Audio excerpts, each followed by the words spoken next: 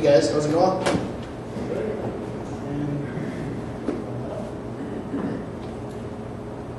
So a little bit about me real quick. Just want to let you guys know I've gone through a couple different transitions, and for the longest time was at Finland doing some local things, working with the team there, and this is where we kind of built out a scalable approach. This isn't exactly the approach we have in place there. This is somewhat different. This actually works really well when you consider bulk listings for a company that has a lot of different locations, whether it's hotels, whether it's So we'll go over a few different things here. Basically, who should be using bulk listings, ultimately what the verification process looks like, how it differs a little bit from the existing just one-off, two-off sort of individual Google Plus local sort of verification process. And then ultimately answer some other questions, when, who, where to look for help. Specifically, as I said, restaurants, hotels, stores, etc., they can definitely utilize the bulk listing feature because it's really easy to get download the templates, fill out the template, fill in the information that's necessary, get that uploaded, go through the process. Google makes it rather convenient for you to do that, and then once your listings are in there and verified, you have the opportunity to go ahead and kind of manage those, see those through the dashboard, and see how they are being handled, and if there's any problems with them, and so forth. So once you get to that point within the Google Places, you still do use the Google Places ecosystem for bulk listings. And so at this point, you don't have the Google Plus local interface with this. That's really just for your one-off, two-offs. Or you can do as many as you'd like in Google Plus local, but it's much more granular. You have to do it manually. You have to go through that process. So this is one of the reasons you'd want to use the bulk listing if you have, anything more than 10 stores, but at 10 locations.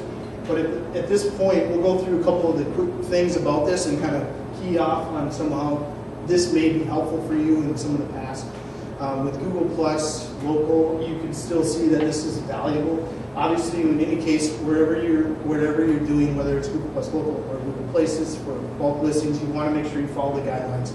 Make sure that you don't go outside of that gray area. Otherwise, Google will penalize you in some way, shape, or form. They'll pull you, they'll mess up with your local presence. They will pull you out of their maps. They'll suspend accounts. They'll do a lot of different things. So be careful to follow those guidelines. I mean, a lot of people don't follow them to a T. They've been exaggerated and worked over here and there. But you just want to understand them when you're doing this for a business, for a client, or for your own mom and pop location, whatever the case may be. But one of the things that was key, this is just like a Google Plus account. You just need a Google account to get started. Better thing to do in the case where you're looking at verifying for .com, that's your specific company that may have 10 locations, 100 locations, 1,000 locations. Look at utilizing an email address that's on that domain. It may not be as applicable today, but it used to be a benefit to not have to go through an additional verification process. So keep that in mind, keep that as part of the process. You could create just Gmail accounts for every location or for every account that you're going to use with places, but you can run into issues when you try to scale that. For instance, if you are doing that to have a unique account set up for every one of your clients, there may be a pattern or process that you follow to keep rather rinse repeat. Keep using a similar nomenclature, but Google's going to pick up on that. These are monitored, somewhat human intervened accounts and processes that are going to be reviewed. So you don't want to necessarily do anything that's extremely, spammy or looks a little bit off for them, because they will start to penalize or at least pick up on what your trends are. So.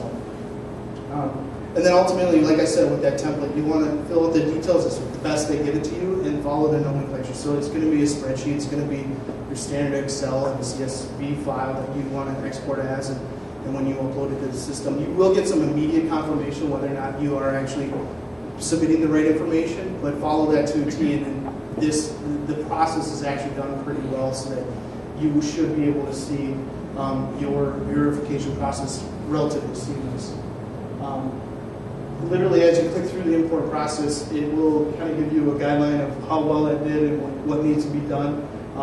It's important to realize too, if you're already in Google Maps and you're just trying to verify these locations, there can be a difficulty of unverified listings not showing up the way you want them to show up. So if you have more detail in your upload in your spreadsheet that is not necessarily as part of what Google's already putting in the mix, you may have to look at waiting until that verification occurs before those details will show up. So some of the ways you can mitigate that probably be discovered in a little bit of Scott's conversation a little bit later, but definitely look at tools if you are doing it, even at a mass scale or even a one-off situation. Look at MapMaker as a possibility. Google has a great opportunity to look at what your profile looks like to them by literally going to google.com/mapmaker, and being logged into a Google account lets you either review existing businesses, boundaries, or any sort of information that's in the MapMaker ecosystem and help contribute to that. That's their way of crowdsourcing it, but it is ultimately another tool that you could use to help scale and help clean up a little bit of what you're seeing on your end.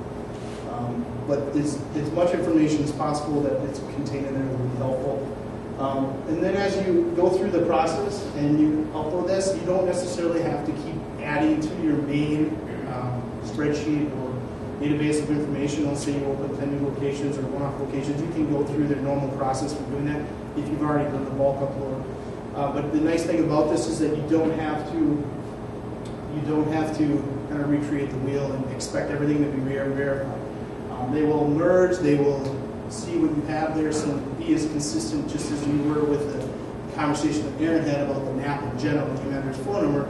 Be that way whenever your data is uploaded. So you use address line 1, address line 2, and use even abbreviations accurately. Google likes to abbreviate street, ST. Some of the basic stuff we see with the U.S. Postal Service and things like that. That information will be easily applicable to the data that Google's going to take in. So be accurate with that as well. It can take a while. I say more than a week. It can take a lot longer depending on the scenario.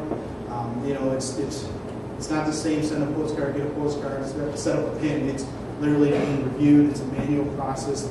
They go through it. I'm sure they have automated services that make things easier for them, but at the same time, we have to kind of play within their playground and follow by their rules. If you hit that bit.ly there, it just brings you to the information that I utilize to help build out these slides. But it's a nice way to kind of get your feet wet if you are working for a client or if you are working with a business that does have 10 or more locations to kind of get the ball rolling there. A couple other ways. When to look for help. In some cases, you just can't fathom putting in 1,100 stores in a scenario just using Google Maps as your one basis for local, because there's so many other opportunities. One thing I did mention specifically, that bulk upload process was for Google, but Bing has a very similar business process that you can utilize. You just follow their methodology, follow their rules, and you'll get through that process as well. Yext has been offering a service now for a while, and I can't remember off the top of my head the pricing, but there's obviously room for negotiation when you're talking about hundreds or thousands of locations. But Power Listings is a great way. I mean, they even just tout it as, if you have 30 or more locations and you want to see what your local footprint looks like, sign up with them, or even just submit your phone number, submit your business name. They'll do a quick crawl and they'll show you what you look like and see what your name, address, phone number looks like. And it's a nice way to kind of understand, okay, this is how complex this may be. Power Listing is a great way to also get fed into a bunch of other systems that are out there. You saw Aaron's infographic that had all these crazy lines and connections and so forth. Yext does a really nice job of bringing that together and helping put that forward. Another thing is Newstar Local Lease. Local Lease has been around a while. They were acquired a while back by Newstar. They offer a specific platform called VRM. They basically help you manage your series of stores and name, address, phone number information. They have their own sort of, let's say, proprietary process of what's important, how they're going to use that data, what systems they're going to feed, what the frequency is, and ultimately where they're going to take it. But you can do it in one fell swoop, so you can manage that and help oversee that. So this information will eventually roll into some of the secondary and primary directories and other data sources out there. But it is a nice way to keep it easy and keep it moving forward. And then finally, I mean, we utilize, and I have in the past, and still try to stay connected in their community within Google Places for Business, or Google Plus Local. That type of information is available online. Take a look at it, be a part of the community, just contributing and trying to get your answers, or get the answers you need for the questions you have, because a lot of this is going to be somewhat wonky or uncharted. Some people may have the same experience and maybe going through it, and you just need to maybe know the best way to handle that and so forth. But that's definitely kind of the way I would go about handling it there. That's me, that's it, and I'll hand it over to